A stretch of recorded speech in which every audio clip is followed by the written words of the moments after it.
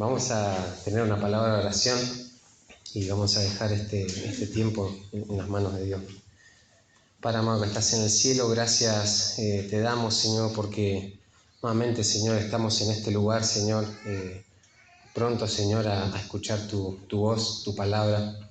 Señor, te pido, Padre, por tu gracia, por tu misericordia, que puedas darme palabras, Señor, para poder expresar lo que tú quieres comunicar, Señor, no mis palabras. Señor, que sea tu autoridad, Señor, la que pueda hablar en este día. Señor, necesito de tu gracia, Señor. Gracias por haberme permitido estudiar este pasaje, Señor, y gracias por la oportunidad inmerecida, Señor, también de poder exponérselo, Señor, a mis hermanos, Padre. Quiero rogarte, Señor, por cada uno de los presentes, Señor, para que puedan ser fieles, Señor, en escuchar tu voz en esta mañana, que no haya ninguna distracción, Padre, por favor, también controla eso, Señor. Si es por algo mayor, se entiende, Señor, pero que nuestra mente, que nuestra mirada, Señor, nuestros oídos estén atentos a tu palabra, Señor. Gracias te doy por este tiempo, Señor, tan especial que tenemos de oír tu voz como congregación, Señor. Gracias te damos, Señor, por esto, y queremos rogarte nuevamente, Señor, que nos ayudes a escuchar, a prestar atención a tu voz y aún a aplicar, Señor, lo que haya que aplicar, Señor, y aún afirmar verdades en nuestro corazón. Gracias por todo, en nombre de Cristo Jesús. Amén.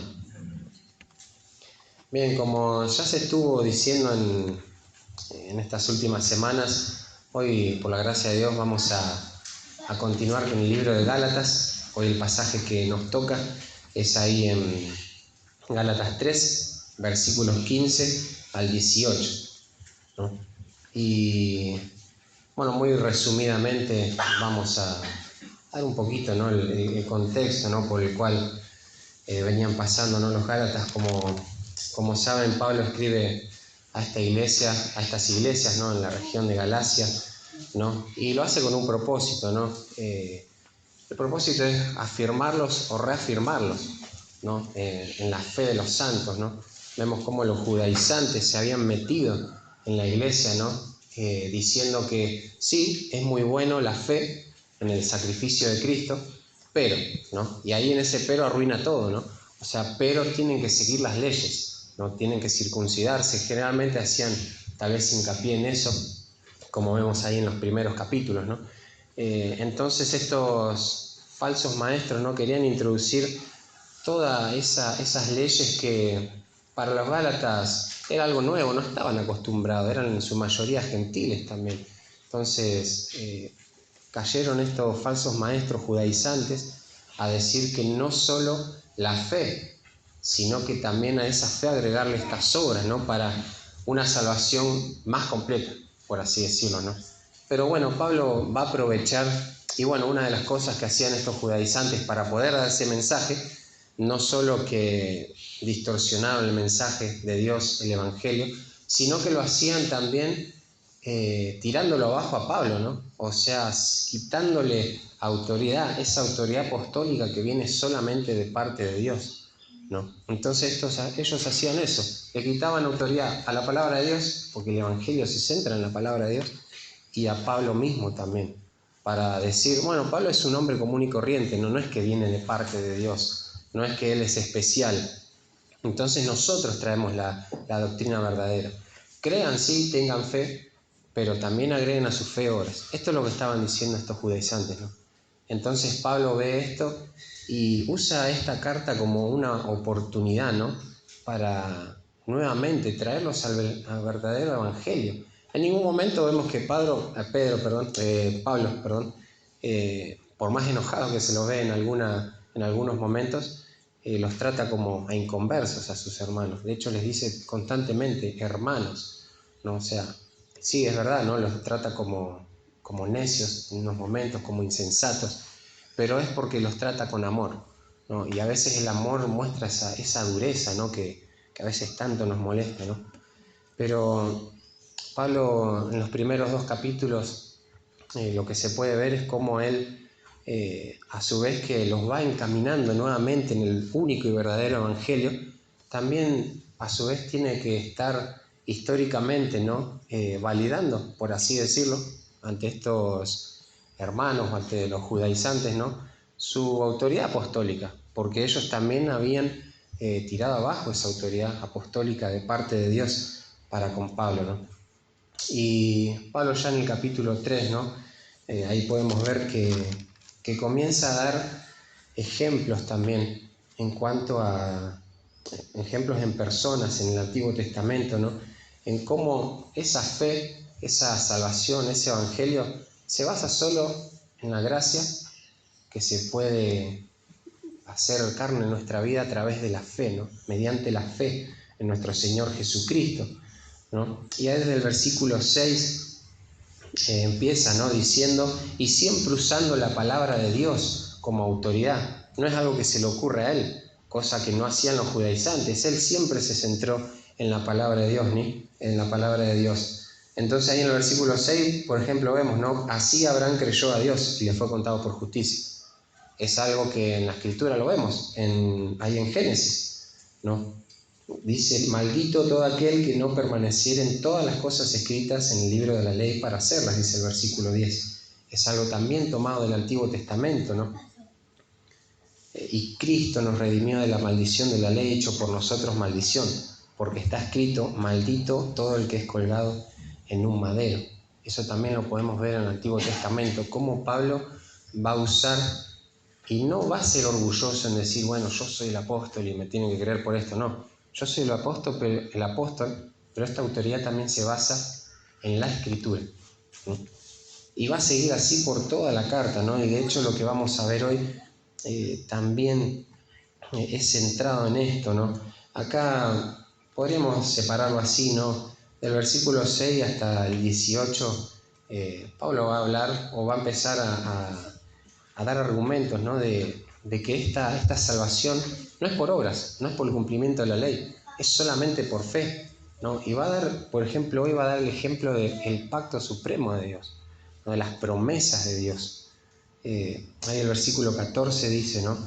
Para que en Cristo Jesús la bendición de Abraham alcanzase a los gentiles, a fin de que por la fe recibiésemos la promesa del Espíritu. Y ahora va a concluir, ¿no? Hablando también del pacto en estos versículos que nos toca ver hoy, y lo va a hacer de una manera magistral, ¿no? Mostrando cada aspecto, ¿no? de este pacto, ¿no? Así que vamos a leer teniendo en mente todo esto, ¿no? Dice, hermanos, hablo en términos humanos. Un pacto, aunque sea de hombre, una vez ratificado, nadie lo invalida ni le añade. Ahora bien, a Abraham fueron hechas las promesas y a su simiente. No dice y a las simientes, como si hablase de muchos, sino como de uno. Y a tu simiente, la cual es Cristo.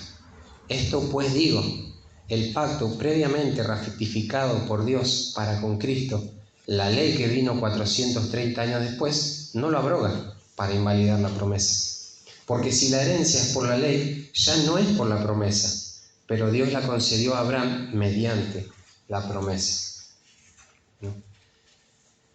Acá Pablo lo que está diciendo es que el pacto confirmado por Dios mismo es el que puede salvar y no puede ser anulado ni aún por la ley dada por él mismo, ¿no?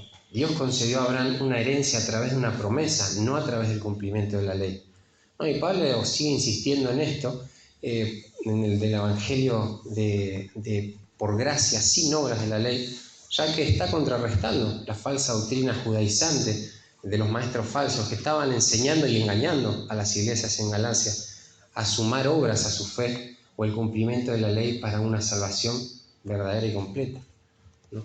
Y vemos que al principio por ahí toma un tono más duro, pero no está hablando con amor ahora, ¿no? Ahora es como que dice, se relaja, ¿no? Como que empezó diciendo en el capítulo 3, Gálatas insensatos, ¿no? Y ahora es como que toma un respiro y dice, hermanos, ¿no? Empieza a decirles, ¿no?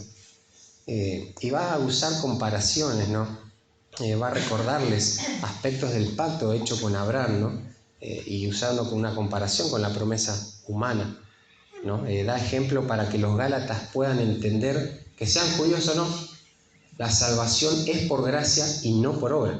Y se extiende no a una genealogía de carne o una genealogía humana, sino a todo aquel que vive por fe.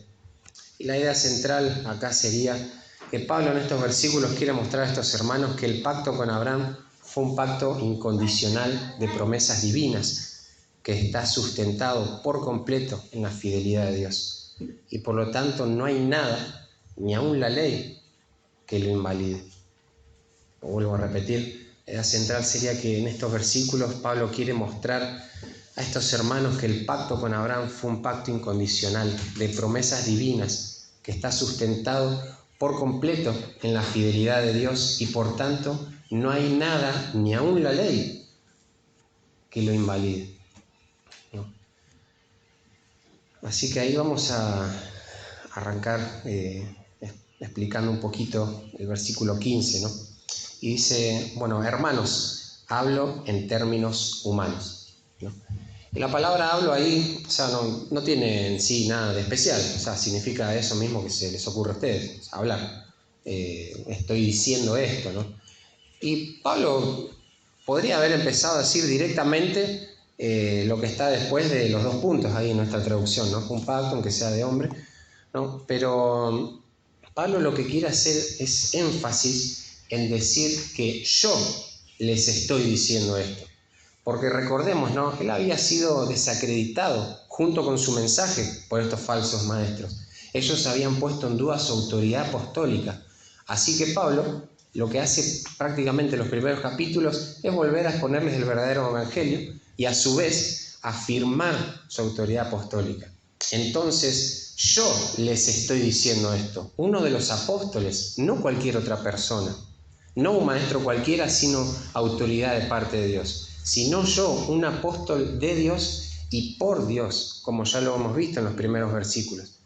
Lo que él diga tiene todo el peso apostólico y autoridad que viene de parte del Señor, ¿no? Y con esto les quiere dar la seguridad de que esto no es un invento, es que esto no, ni siquiera él lo inventó, ¿no? Esto viene de parte de Dios. Y aún Pablo va a apoyar todo lo que dice en las Escrituras, no va a dar un mensaje vacío, ¿no? Entonces, vamos ahí, ¿no? Sigue diciendo, ¿no? En términos humanos, dice. La frase en términos humanos hace referencia a una norma aceptada generalmente, ¿no? Por los hombres, por las personas. Podríamos parafrasearlo así, ¿no? Les estoy diciendo lo que es sabido. No es algo extraño para ustedes, es de público conocimiento, una regla general, algo sencillo de entender. Hablo desde el punto de vista humano. O sea, quiere exponer algo sencillo, algo, obviedades si se quiere, ¿no? Entonces Pablo quiere ser lo más sencillo posible con lo que le va a decir y sus ejemplos, para que los gálatas puedan entender con precisión lo que ya les viene explicando desde el primer capítulo, ¿no? Podríamos resumir esta parte así, ¿no? Les hablo con toda la autoridad de parte de Dios, pero con la máxima sencillez posible. Entonces ahí el apóstol va a exponer la razón por la cual el pacto es superior a la ley y lo va a hacer mostrando 4 aspectos del pacto. Bueno, el título de esta predicación es la superioridad del pacto, ¿no? Y Pablo va a mostrar 4 aspectos de por qué el pacto es superior.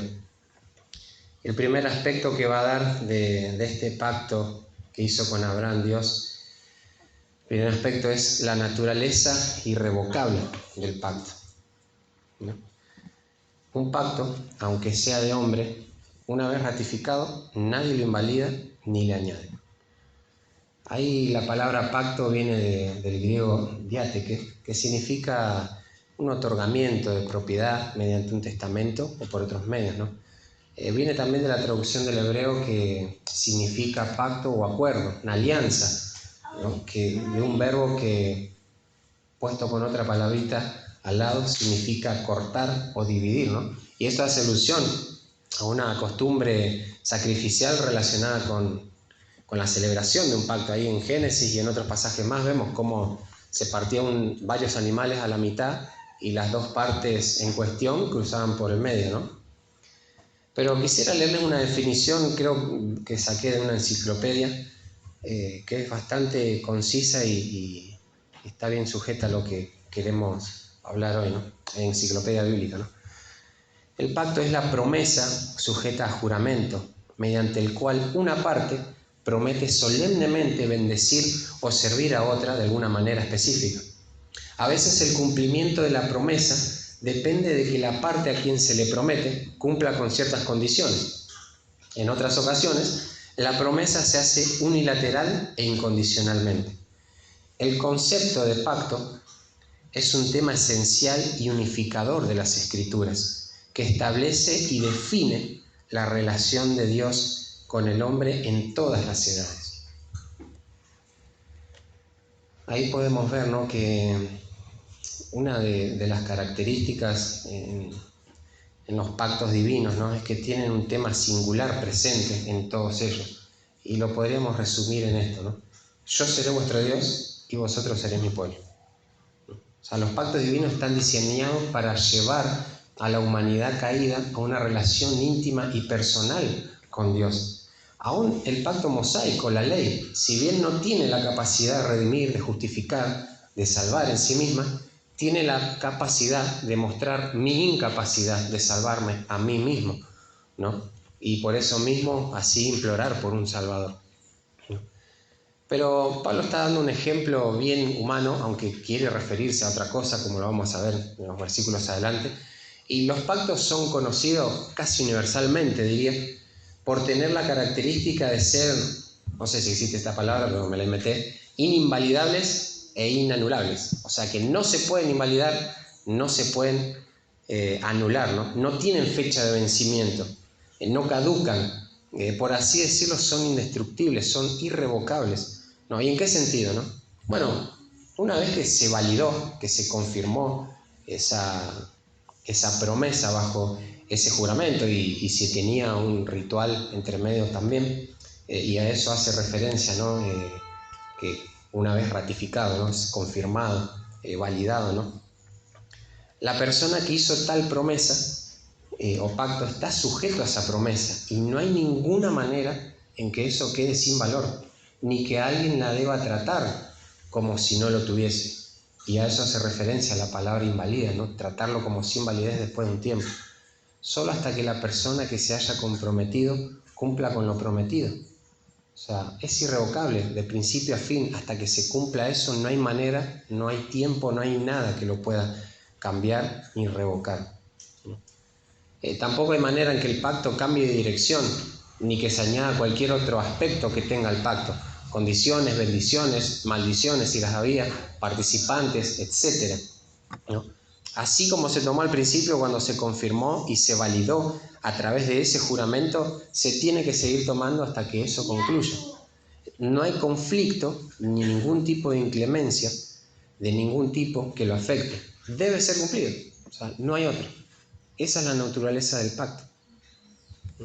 Si ese pacto tenía la naturaleza de poder ser cambiado sobre la marcha, no estamos hablando de un pacto entonces.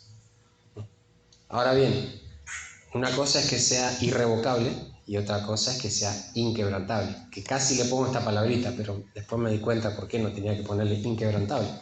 Como sabemos, hay muchos que quebrantan los pactos, ¿no? Ahora, ¿qué pasa si uno no cumple con ese pacto? Bueno, vayamos a la primera parte de la definición, ¿no?, que les leí al principio.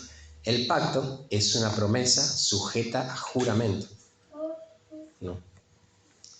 Y recuerdan cuando estudiábamos Santiago, ahí capítulo 5, versículo 2, en cuanto a los juramentos. O sea, existían un montón de advertencias contra los juramentos debido a esto mismo, ¿no?, al riesgo que implicaba jurar en falso o quebrantar estos votos, ¿no? Inclusive se dan ejemplos de lo que significa hacer un voto a la ligera, un pacto a la ligera, ¿no? Entonces la violación del juramento, de estos pactos, se consideraba una situación grave. Invocar el nombre de Dios en un juramento apela directamente a su participación en ello, ¿no? De esta manera él era considerado juez y ante quien se debería responder por no cumplir el juramento. O sea, esta violación es sinónimo de profanar el santo nombre del Señor. Eso es lo que veíamos, ¿no?, en cuanto a estas cosas. Y menciono esto de quebrantar el pacto porque va a ser importante tenerlo en cuenta para el punto número 3, ¿no? Inclusive ahí en Hebreos dice, ¿no?, en 6:16, que el final de toda controversia para el hombre es el juramento, ¿no? Entonces, este pacto, por su naturaleza trascendente, inmutable, irrevocable en todos sus sentidos, es superior a la ley por su naturaleza, irrevocable. Pero este pacto no solo es superior por su naturaleza, irrevocable, sino también por su exclusividad. Ese es el segundo aspecto que va a dar Pablo, de por qué es superior el pacto a la ley, por su exclusividad. El versículo 16 dice, ¿no? Ahora bien, a Abraham fueron hechas las promesas y a su simiente. No dice y a las simientes, como si hablase de muchos, sino como de uno, y a tu simiente, la cual es Cristo. Y siendo guiado por el Espíritu Santo, quien inspiró tanto el libro de Génesis como la carta a los Gálatas por igual, Pablo hace una exégesis del pasaje de Génesis que cita acá, ¿no? Y Pablo entiende que el término simiente es singular en Génesis 22:18, ¿no? Y claro que es así, o sea, gramaticalmente lo es. Entonces no es como que hablase de muchos, sino como de uno, y a tu simiente. Tanto igualmente, ¿no?, tanto la palabra griega, simiente, como la palabra que se usa en hebreo, que es sera, o será, puede ser gramaticalmente singular. Pero el término puede ser usado para referirse a más de una persona o ser un término colectivo, ¿no?, sin ser gramaticalmente plural. Por ejemplo, puedo decir mi descendencia. Gramaticalmente eso es un singular. Pero, por ejemplo, ¿quién es mi descendencia? Iker y Ramiro es mi descendencia. Dos personas. Estoy hablando de dos personas, pero gramaticalmente hablando en singular, ¿no? Entonces, no, o sea, entiendo que Pablo usó la gramática para poder interpretar esto, y es algo que se debe hacer, pero no creo que haya sido pura y exclusivamente por la gramática, ¿no?, la interpretación tan exacta que tuvo, ¿no? Puede ser también que haya sido ayudado por el contexto o por la misma palabra usada en otros diferentes contextos, ¿no? O sea, Pablo no explica su proceso hermenéutico acá, pero sí podemos ver el énfasis en la palabra simiente, ¿no?, como refiriéndose a un individuo, en este punto a Cristo, ¿no?, en cumplimiento de las promesas hechas a Abraham. En muchos pasajes del Antiguo Testamento podemos ver que este término tiene la aplicación obvia a una sola persona. En Génesis 4:25 solo se refiere a Set, ¿no? En Génesis 21:13 se refiere solo a Ismael. En 1 Samuel 1-11 se refiere solo a Samuel. Y en 2 Samuel 7:12 solo a Salomón. En la traducción aparecen siempre palabras diferentes, por eso no se los dije, pero siempre en el original es la misma palabra, la palabra sera en hebreo, ¿no? Y a su vez la forma plural simientes no hubiera sido tan natural o común como en el castellano. No se usa así en las escrituras de descendencia humana generalmente. Por ejemplo, lo vemos en 1 Samuel 8:15, que se usa esa palabra en plural, pero está hablando de cosechas, o sea, nada que ver con lo que estamos viendo.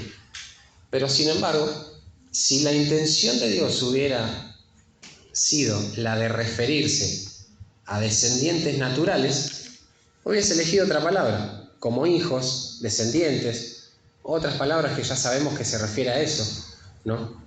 Algo más general. Pero vemos que todas esas palabras no se tuvieron en cuenta y dejamos así nomás la palabra simiente, la que eligió Dios para decirle esto a Abraham, ¿no?, con el fin de mostrar, ¿no?, que la simiente era el Mesías, ¿no?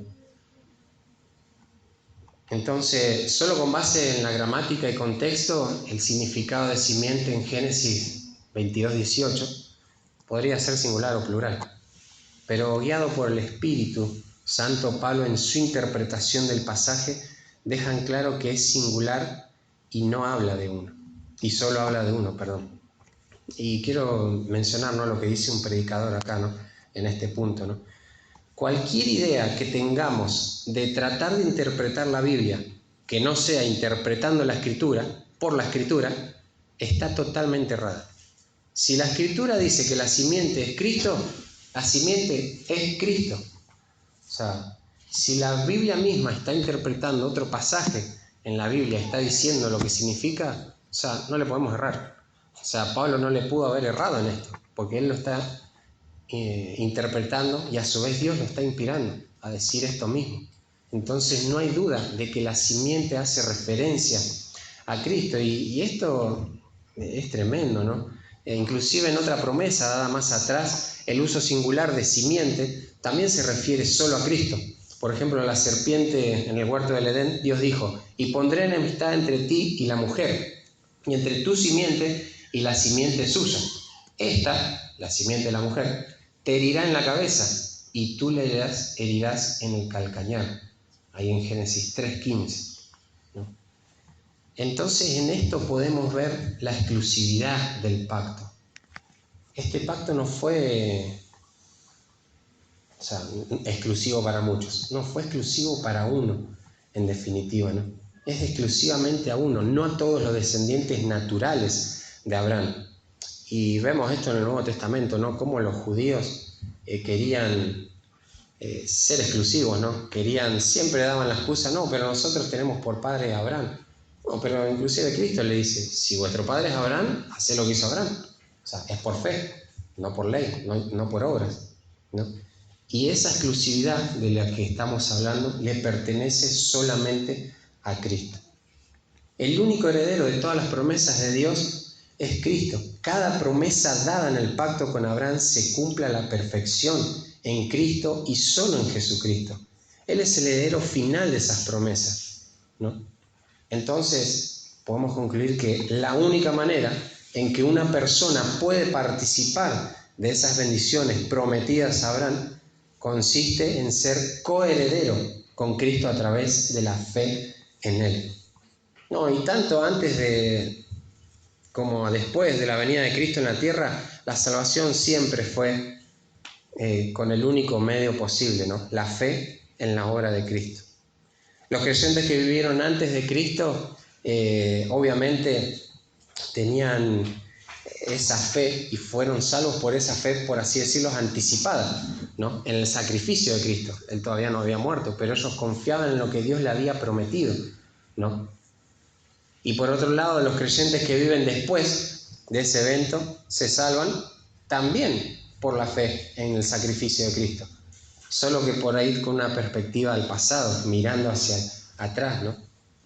Y esto es lo que dice un autor, ¿no? Cuando Cristo derramó su sangre, esta cubrió los pecados de la humanidad a ambos lados de la cruz, a ambos lados de la historia. Nunca ha habido y nunca va a haber jamás salvación aparte de la obra consumada de Cristo.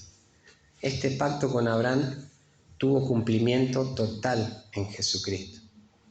Estas promesas siempre apuntaron a Jesús, siempre apuntaron a Cristo como finalidad, ¿no? Y Cristo es superior a todos, ya lo sabemos a eso. Cristo es superior, en Hebreos dice, ¿no?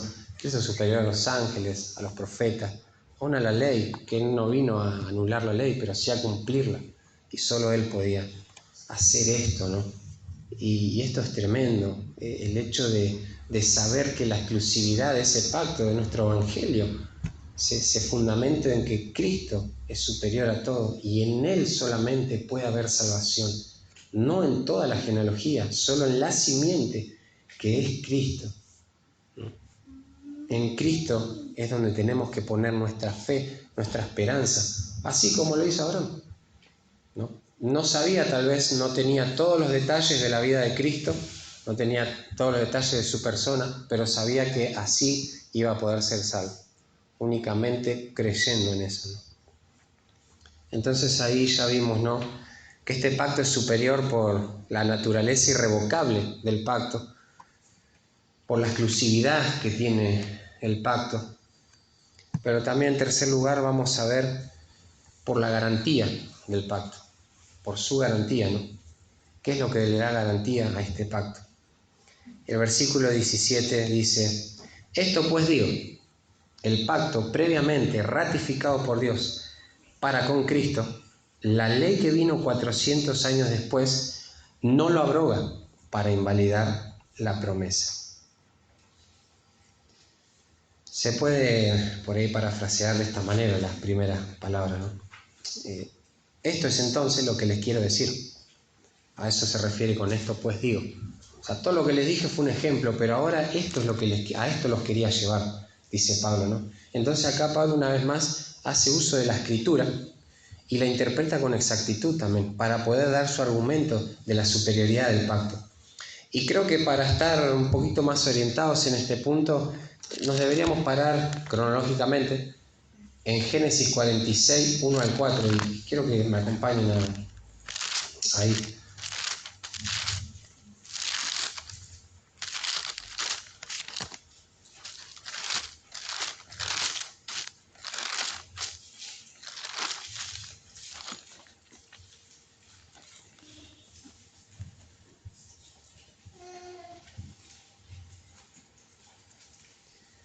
Génesis 46, del 1 al 4. Dice: salió Israel, Israel se refiere a Jacob, con todo lo que tenía, y vino a Beerseba, y ofreció sacrificios al Dios de su padre Isaac. Y habló Dios a Israel en visiones de noche y dijo: Jacob, Jacob. Y él respondió: heme aquí. Y dijo: yo soy Dios, el Dios de tu padre. No temas descender a Egipto, porque allí yo haré de ti una gran nación. Yo descenderé contigo a Egipto, y yo también te haré volver, y la mano de José cerrará tus ojos. Ahí podemos ver, si me acompañan un poquito, en Génesis también, capítulo 15.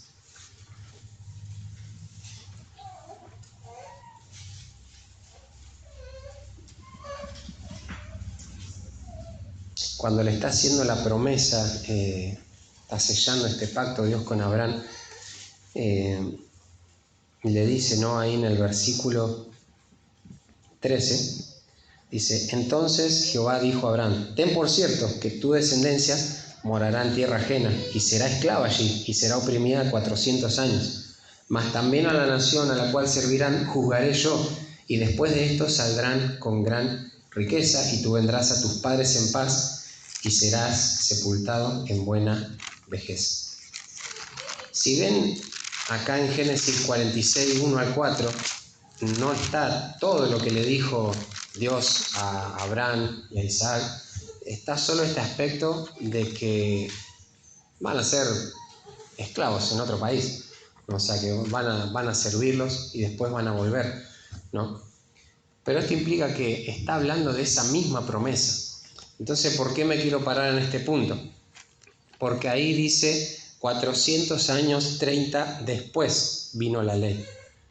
Justo en este tiempo, o sea, esta fue la última vez que Dios afirma sus promesas a los patriarcas. Si bien no se menciona la simiente y las demás cosas, como dije, ¿no? Entendemos que esa promesa, ¿no? Entonces, 400 años después de eso, vino, por así decirlo, el pacto mosaico, la ley, ¿no? O la ley mosaica. Ahí en Éxodo 12:40 dice: el tiempo que los hijos de Israel habitaron en Egipto fueron 430 años. ¿No? Y Pablo toma este punto de la historia y da con exactitud, ¿no? Fechas y años para hacer énfasis en algo, ¿no? Y creo que primeramente quiero hacer énfasis en esto, en que el tiempo que pase no importa. Dios mantiene su promesa intacta. No hubo nada en 430 años que dé indicios de que Dios cambió su plan, ¿no? Ni aún la señal de la circuncisión era una condición para que Dios cumpla sus promesas. Más bien era una señal de la fe de ellos, ¿no? Entonces, y los judaizantes hacían mucho hincapié en esto de la circuncisión, pero ya vemos que la circuncisión vino después de que Abraham creyó y ya fue justificado, ¿no? Y el segundo énfasis que hace Pablo, y creo que es aún el más importante, ¿no? Y esto es lo que le da garantía superior al pacto en cuanto a la ley, es que la ley no abroga, o sea, esto es, no le quita autoridad al pacto, y no invalida la promesa, porque el garante del pacto es Dios mismo. O sea, el pacto previamente ratificado por Dios, dice. Y esto de ratificar, bueno, es confirmar, ratificar antes, previamente. Bueno, se usa acá en la confirmación divina, ¿no? De la promesa hecha a Abraham, ¿no? Y confirmada a través del horno ese de fuego por donde pasa, ¿no? Entre los animales, ¿no? Todo esto antes de la promulgación de la ley, ¿no? Puede ser dicho también anteriormente celebrado, puede significar esto, confirmado de antemano, ¿no? Entonces este pacto, sí mencionado a Jacob por última vez en Génesis 46, fue ratificado, esto es validado, y confirmado y garantizado por Dios en Génesis 22, 15 al 18. Acompáñenme también a ese pasaje que lo podemos ver, ¿no?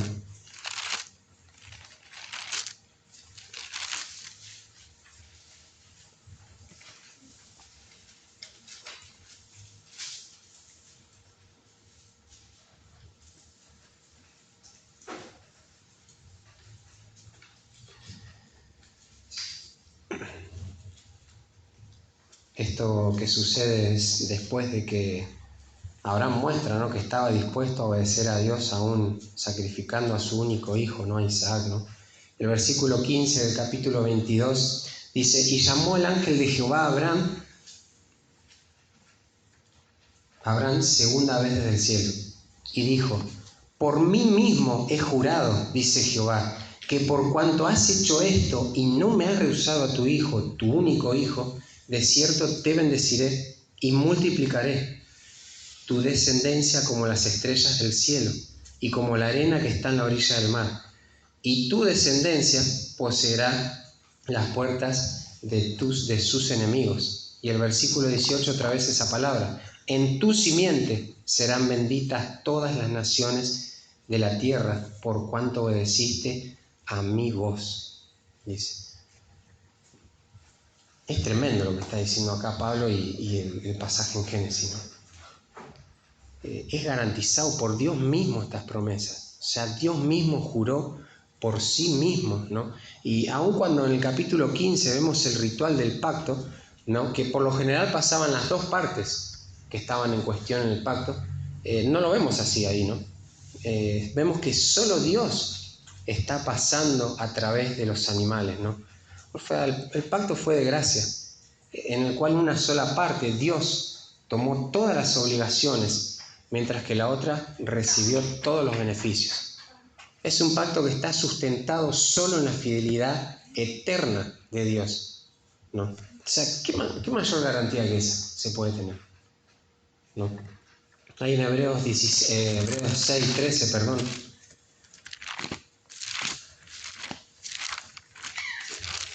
Pasaje conocido.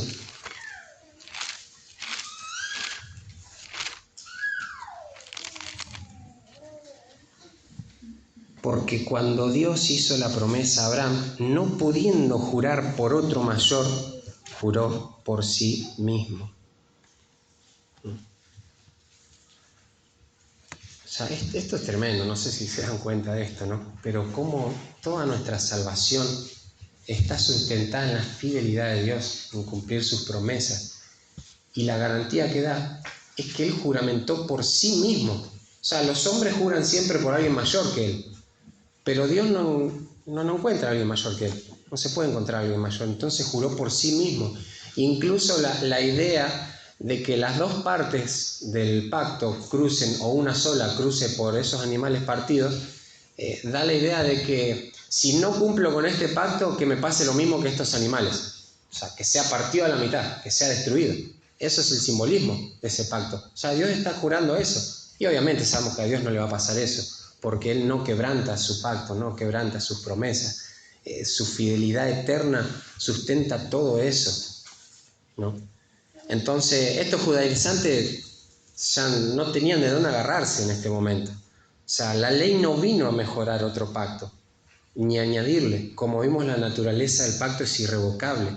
Entonces, ese pacto que se confirmó por última vez con Jacob, cuando estaba entrando a Egipto, que fue avalado, validado por Dios, por Él mismo juramentando, no lo pudo haber invalidado una ley que vino 400 años después de esa última confirmación. Porque Él juró por sí mismo. Ni el tiempo ni la ley pueden revocar este pacto, porque Dios mismo es el garante, es la garantía suprema de que esto va a ser cumplido, ¿no? Incluso el pacto con Abraham no es el que establece el principio de salvación por fe. Esto solo lo verificó y lo tipificó, por así decirlo, ¿no? Ya que desde el tiempo de la caída de Adán, la fe siempre fue el único medio para que el hombre llegara a ser justo delante de Dios. A esto se lo conoce como el protoevangelio, ¿no? Y Pablo entiende que la bendición que reciben las naciones es, al igual que en el caso de Abraham, ser justificados únicamente por la fe en lugar de las obras. Y como dice el versículo 14 de Gálatas, ¿no? Y recibir el don del Espíritu. O sea, esto es tremendo. Dios mismo sustenta toda nuestra fe. O sea, como cantábamos la última canción, ¿no? O sea, todas las promesas del Señor son apoyo poderoso de mi fe. ¿Pero por qué? Porque esas promesas están sustentadas en el que hizo el juramento, en el fiel, en el único Dios fiel, ¿no?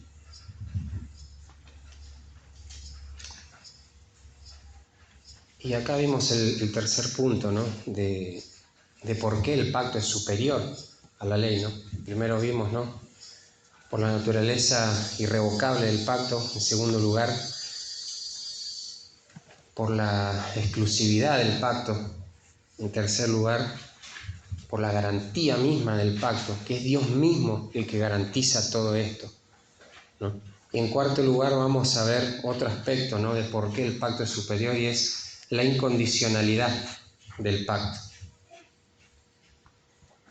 Versículo 18 dice: porque si la herencia es por la ley, ya no es por la promesa, pero Dios la concedió a Abraham mediante la promesa.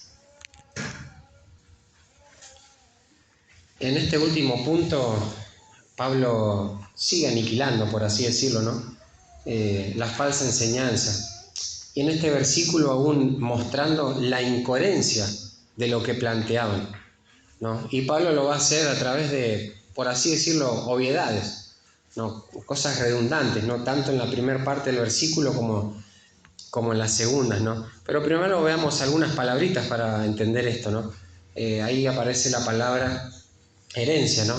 Y esto hace referencia a la suerte, pero no a la suerte del azar, sino una suerte, una parte, ¿no? Una herencia, una propiedad, como se conoce en la Biblia, ¿no?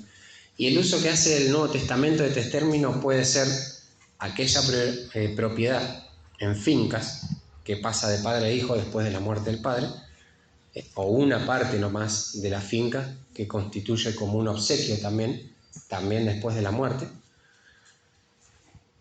Pero también podemos ver que puede ser las condiciones y posesiones futuras del creyente en el nuevo orden de cosas que será introducido cuando Cristo vuelva, ¿no? O lo que el creyente será para con Dios en aquella era, ¿no? Después la otra palabrita que es más sencilla es la palabra ahí cuando dice que la herencia es, o esa palabra en griego se refiere a la procedencia, o sea, ¿de dónde procede esto, no?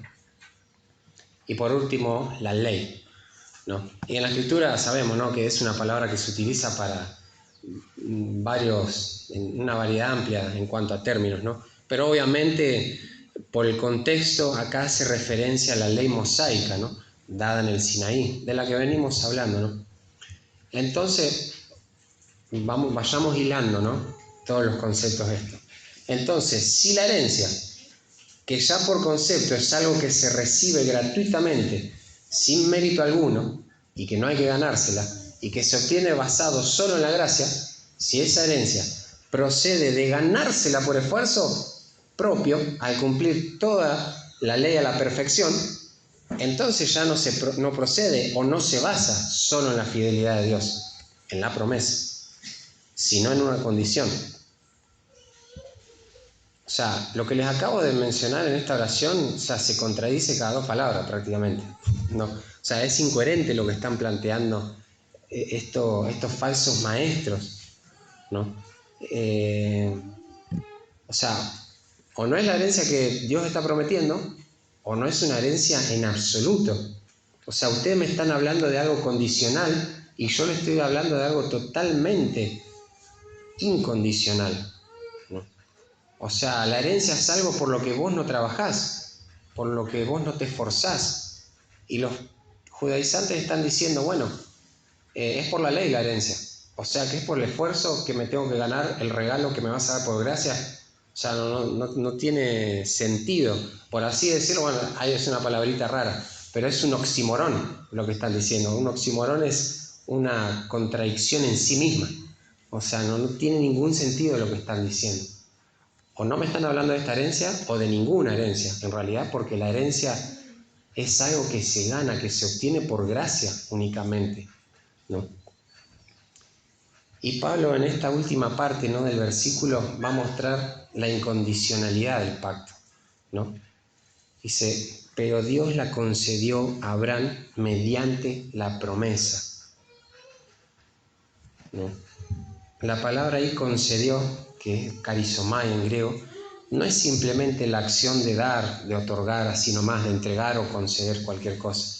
El término da la idea de mostrar un favor a través de eso que estoy haciendo, o bondad. Es hacerlo en gracia, según este pasaje. Es una donación, es dar libremente, gratuitamente. Incluso se usa en algunos contextos esta palabra para perdonar, ¿no? Por ejemplo, en Hechos 27-24, Dios te ha concedido todos los que navegan contigo, te ha dado. En Romanos 8:32, ¿cómo no nos dará con Él todas las cosas? En 1 Corintios 2:12, lo que Dios nos ha concedido, no, lo que Dios nos ha dado, que nos han sido dadas gratuitamente. Filipenses 1:29, a vosotros os es concedido, ¿no?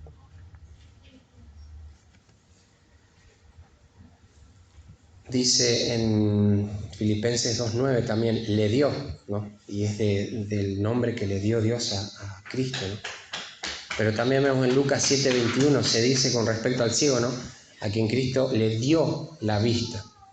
Entonces, en este sentido de conceder, se usa casi exclusivamente de lo que de Dios es dado, ¿no? De lo que es dado por Dios. Es dar como bondad inmerecida esto.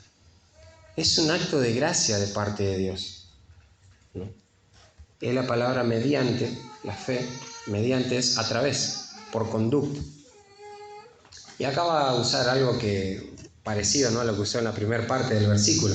Y son obviedades, pero no las obviedades incoherentes que decían los judíos, ¿no? En este caso van a ser totalmente coherentes y se ajustan a la verdad, ¿no? O sea, podemos decir así, Dios concedió en gracia y libremente a Abraham la herencia que por definición se da gratuitamente, basado en el favor, sin esfuerzo humano, a través de la promesa sustentada solo en la incondicional fidelidad de Dios.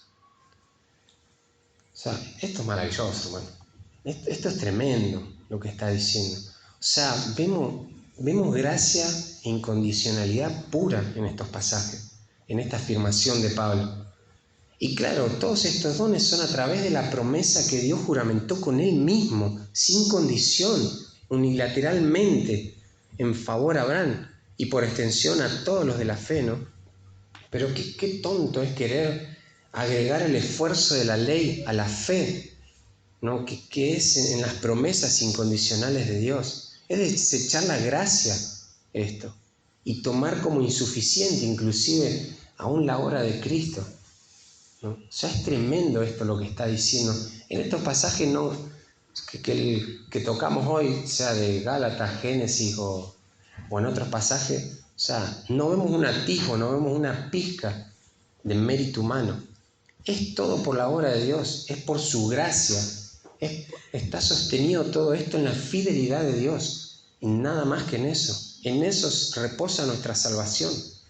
Si Dios no fuera fiel, bueno, sería otra cuestión, pero Dios es fiel, es inmutable, no cambia. Y esto nos da un consuelo tremendo, porque nuestra salvación está segura, ¿no?, a aquellos que creímos un día, ¿no? Así que como este pacto está basado en la incondicionalidad que Dios le dio, jurando por él mismo, la ley, por otra razón más, y nuevamente, no puede hacer nada frente a la superioridad de este pacto.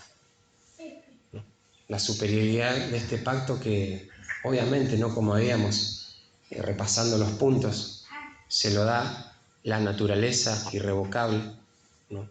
Se lo da la exclusividad del pacto, el garante, que es Dios mismo del pacto, y la incondicionalidad del pacto. Este es un pasaje que me llenó de ánimo y me ayudó a afirmar verdades en mi corazón, ¿no?, que sí las conocía, pero no las había estudiado de esta manera tan profunda. Pero el hecho de saber que todo en lo que yo confío descansa únicamente en la fidelidad de Dios, en sus promesas, ¿no?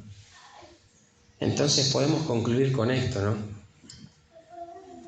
y por todo lo que hemos escuchado, ¿no?, que la justificación y por ende la salvación en toda su plenitud, la herencia entera, es el resultado de la promesa de Dios. Una promesa del pacto que no puede ser abrogada por la ley del Sinaí. La ley, la salvación no viene por la ley ni por el cumplimiento de la ley. Y tampoco podemos combinar estas dos cosas como si fuesen mellizas, gemelas, ¿no? El esfuerzo y la gracia, la ley y la promesa, ¿no? O sea, esto no procede, no procede de nuestra salvación de la ley, sino de las bienaventuranzas eternas para los hijos de Dios. Y estas promesas, este es un punto importante, ¿no?, estas promesas pueden llegar a ser nuestras también, como en el caso de Abraham, solo por gracia, por medio de la fe en la obra de Cristo, que es en quien se cumplen todas las promesas y es el heredero final de todas estas. Entonces, como Cristo es el heredero final de todas esas promesas, en quien se cumple todo eso, si nosotros somos salvos, nosotros somos coherederos de Dios, de Cristo, con Cristo, por medio de la fe en su sacrificio. Y en Cristo podemos ser salvos, ¿no? El punto que quiere dar acá el apóstol es que ya que el cumplimiento de las promesas de Dios queda asegurado solo por Cristo, entonces solo aquellos que están en Cristo pueden recibirlo. Y les voy a leer un pasaje, no hace falta que lo busquen. Pero, por ejemplo, 2 Corintios 5, 17, conocidísimo pasaje, dice: de modo que si alguno está en Cristo, nueva criatura es. Versículo 18, y todo esto proviene de Dios, no de los hombres, de Dios, quien nos reconcilió consigo mismo por Cristo. El versículo 19, que Dios estaba en Cristo reconciliando consigo al mundo, no tomándoles en cuenta a los hombres sus pecados. Esto es tremendo, ¿no? O sea, es todo en Cristo. No hay nada que sea en el ser humano. Lo único que le aporta el ser humano a la salvación es su incapacidad, es su pecado, ¿no? O sea, la ley no puede salvar. Estas promesas no se van a obtener por la ley. Entiendo que la ley es justa, santa y buena porque es de Dios y es así. Y gloria a Dios por la ley, porque es la que en primera instancia nos hace entender nuestra incapacidad. Esto es como que lo comparo un poquito, no sé si conocen la carrera de postas, ¿no? Creo que son 4 corredores en una maratón, en una carrera, y van pasándose el papelito, ¿no? Bueno, el primer corredor sería la ley, ¿no? O sea, sí, la ley lleva esto, pero la ley se lo deja a otro. Hasta acá llega la ley, que es el primer corredor. Después se lo tiene que alcanzar a otro, al pacto, a la gracia de Dios. Porque la ley hasta ahí llega, no puede salvar, nunca tuvo la intención de salvar. De hecho, el pacto mosaico es un pacto condicional. Porque ¿qué tenía que hacer la gente si quería ser salvado por la ley, bajo ese pacto? La tenía que cumplir perfectamente, enteramente, en todos sus aspectos, ¿no? O sea, si cumplís con eso, puedes ser salvo. Pero obviamente, nadie lo puede hacer. Pero lo que no tiene esta ley no tiene la capacidad de restituir, de redimir, ¿no? De restaurar esa relación. Solo te muestra tu incapacidad, ¿no? Y necesitamos la gracia de Cristo, la gracia de Dios, ¿no? Que es en la fe en Cristo, ¿no? Y quisiera terminar, ¿no? Acá con algo que dice un pastor, ¿no?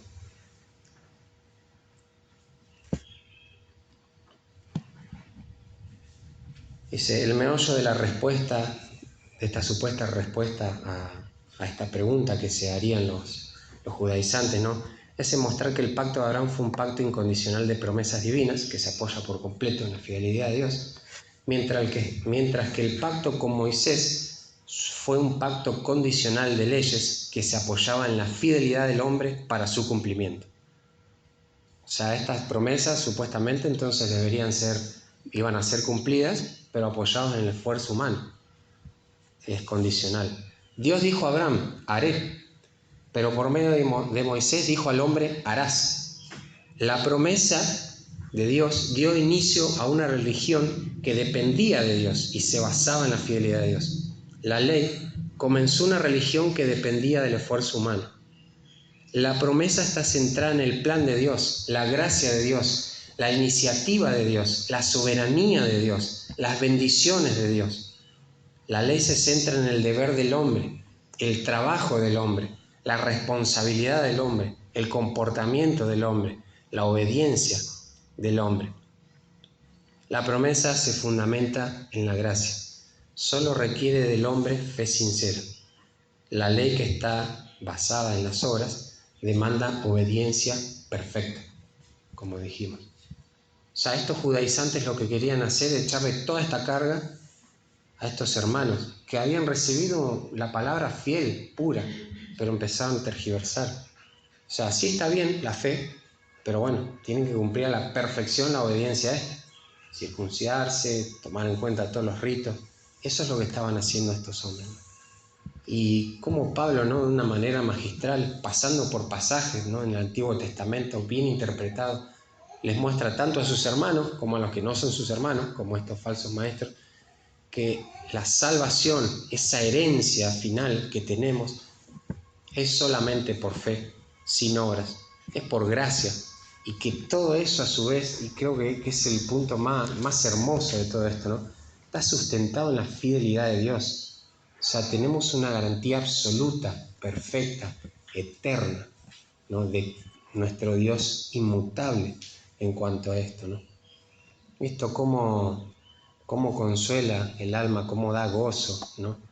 Y aún ahora que conocemos esto, ¿no? Con cuánto más fervor deberíamos cantar el himno 433, la próxima vez que lo cantemos, ¿no? Todas las promesas del Señor son apoyo poderoso de mi fe. Grandes, fieles las promesas que el Señor nos ha dado, ¿no? Y Pablo otra vez magistralmente nos muestra que el pacto es superior a la ley, que el Evangelio es superior, que Cristo es superior y que no hay nada que se le pueda añadir al Evangelio perfecto que ya desde la eternidad Dios había preparado, ¿no? Así que vamos a orar y vamos a terminar.